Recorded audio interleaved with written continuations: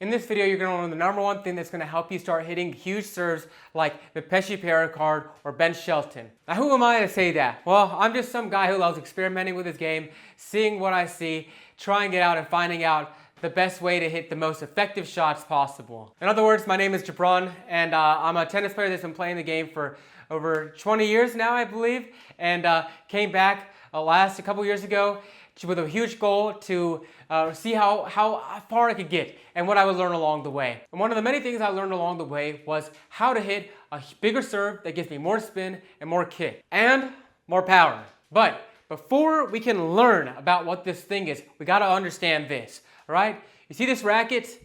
Look how light it looks in my hand, all right? Oh my God, it's so heavy now. Oh my God, this thing's so heavy. You see, this racket is not as light as you think it is. Or at least that's what you're going to start telling yourself in your imagination. You see, we've got to start letting the racket do its job by acting like we're either a 3-year-old who can barely lug this thing around or a bag of rocks, I don't know, okay? But this has to start being super heavy. Now that we understand that we gotta start making this racket feel heavier because that's gonna let it do more things, right? Because look at this. When I do more things and let it do its job, like, oh, so heavy, right? So heavy, yeah? It can allow us to start unlocking that power and that whip effect that is being held inside of this racket. The first thing I want you to do is I want you to start allowing that racket to start super droopy, all right? Super droopy, okay? Yeah, what you're gonna see is you're gonna see a lot of players actually kind of have this, a lot of top players, okay? So, Shelton is super good at this stuff, man. It's actually amazing, I love it. And then Perricard is very much like that, okay? So, that's the first thing we're gonna start doing, is we're gonna start to let this super heavy racket emanate from beginning to end. And this is actually super key to get this right in the beginning, because starting out super heavy lets us set the standard in our mind that the racket is already really heavy. Sometimes I even like to feel like I'm a baseball pitcher. You ever see those guys go like this, you know, right? They're like, oh, I like to do that with my shoulders sometimes just to get the vibe, okay? So that lets me feel this racket and this thing being super droopy. Okay, so now we've got the racket feeling really heavy in our hand, really heavy in our arm. We're almost slouched over a little bit, right? You ever seen Shelton like that? Or some really good players that had a huge serve, they're like, oh, right?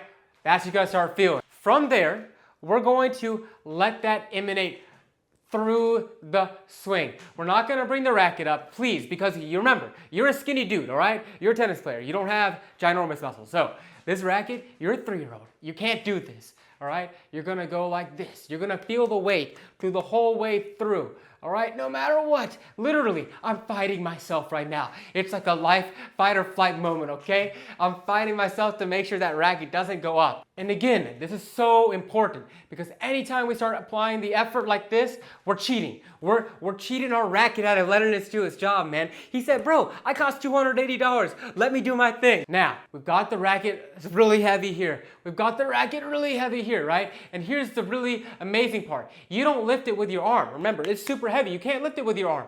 You gotta tilt your body, right? You gotta use your body to get it up. Watch, this is not changing. This is my body changing.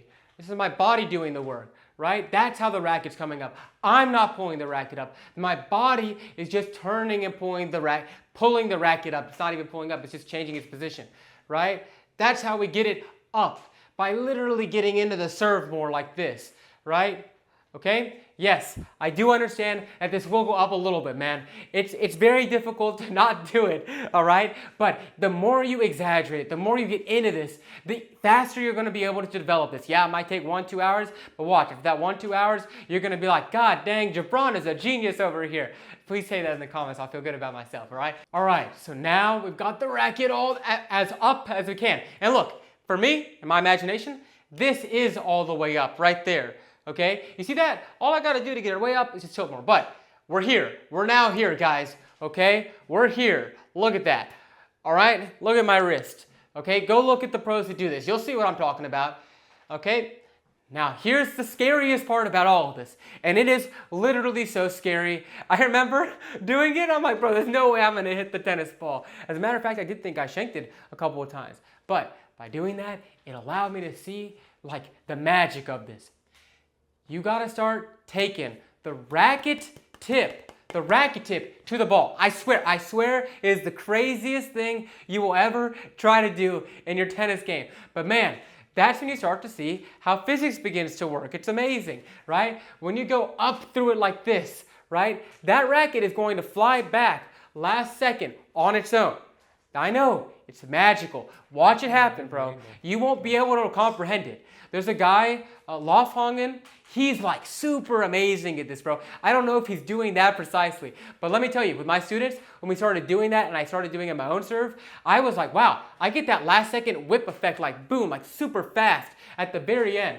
Because what you're doing is you're delaying that snapback, right? And that like super violent whip right through it is what's going to add all that spin and all that kick, right? And that little slap right at the end can also add that power. So that loaded up energy is like waiting, right? We're not exhausting. We're not pulling back any of it to hit the serve anymore, right? This is honestly so much more work if you think about it, right? Look how many muscles I'm using. This, I'm not even using muscles. I am a little bit, right? I'm pulling with my chest. But point is that like it doesn't feel as much work compared to that. All the work is really mentally accepting the difficulty of this. It's going to definitely shank a few times in the beginning, okay? But that's a part of the learning process. You gotta make mistakes if you wanna learn. That's literally how the brain learns. So let's get in there. Let's accept the failure with this. But I want you to go watch this video because it's gonna help you understand the swing path you need for this serve. Because if you don't get this right, well, you're going to start having serves going all over the place. And that's